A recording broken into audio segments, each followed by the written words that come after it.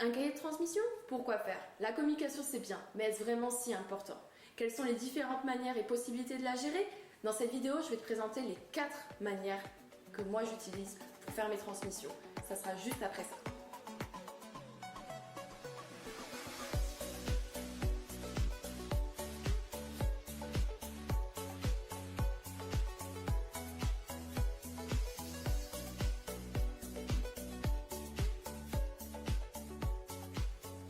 Bonjour à tous et bienvenue à ceux qui découvrent la chaîne des Poussins Entrepreneurs. Je me présente, je m'appelle Christelle, je suis asthmate depuis 1 an déjà.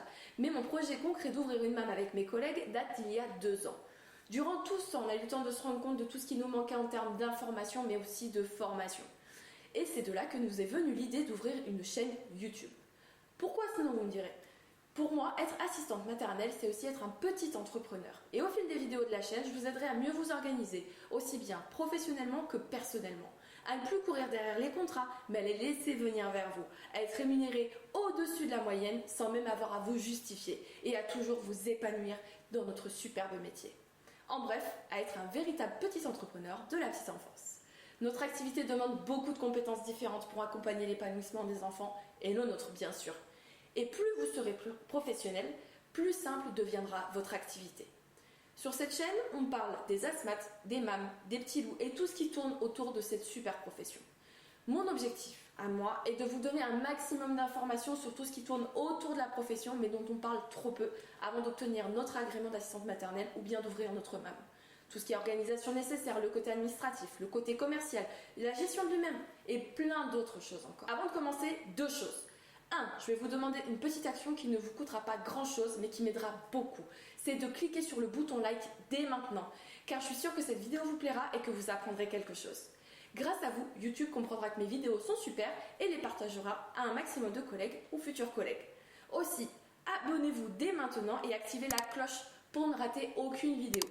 J'en publie une par semaine chaque dimanche. Deuxième chose, si vous voulez avoir accès aux 6 documents indispensables que chaque assistante maternelle doit posséder avant même de se lancer, cliquez sur le premier lien dans la description pour les télécharger gratuitement. Vous les recevrez aussitôt sur votre meilleure adresse mail. Et maintenant que les présentations sont faites, place à notre sujet principal.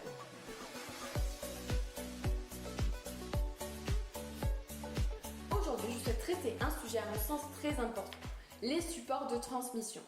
Déjà, c'est quoi une transmission? Eh bien, tout simplement, c'est le fait de relater les activités du poussin que vous avez en accueil, mais aussi un échange avec les parents sur ce qui s'est passé la veille, la nuit, le matin, afin de tout, absolument tout savoir et ainsi avoir un accueil optimal dans la continuité des parents.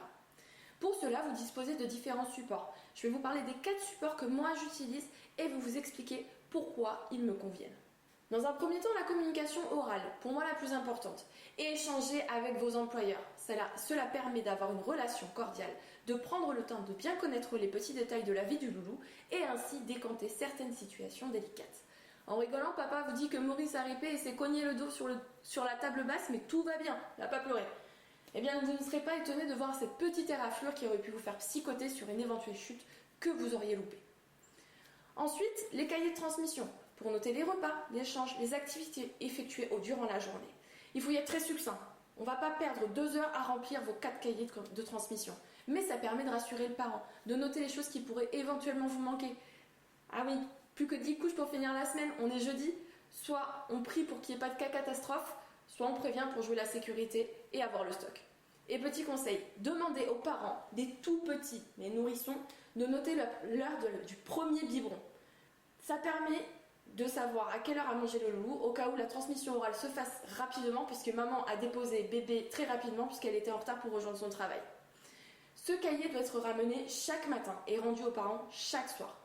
Il va vous servir de repère à vous mais aussi à eux. Un cahier d'activité. Un grand cahier A4 classique suffit amplement. J'y colle des photos de nos sorties, de notre vie quotidienne et nos artistes en action, ainsi que bien évidemment toutes leurs jolies créations, avec des petites légendes qui font sourire. Ce cahier, je le remets la veille de chaque vacances, souvent vacances de Noël, vacances d'été, et comme ça, il est embarqué chez papy et mamie pour montrer aussi à tata Josette les beaux tableaux du grand artiste Charles-Henri. Ce cahier est ramené par les parents au retour de vacances. Vous avez aussi les SMS. Alors attention, il faut savoir doser. Ne pas se faire envahir, devenir esclave de la maman stressée qui veut savoir si toutes les heures, si Bob a fait sa Bible ou si Lucie a bien bu son quota d'eau. Pendant l'adaptation, ok, mais seulement quelques jours et surtout en dehors de vos heures de repos. Votre vie perso, on en reparlera d'ailleurs dans une prochaine vidéo. De temps en temps, une petite photo rigolote parce que Véro commence à se servir du pouce-pouce comme d'une Ferrari, ça fait toujours rire et ça fait plaisir. Mais sachez garder vos limites. Certaines assistantes maternelles ont même 2 téléphones. Des fois, ça peut être compliqué de poser des limites, d'expliquer aux parents. Au moins, ce téléphone, vous l'allumez sur vos heures de travail et il est éteint sur vos heures de repos ou en mode avion.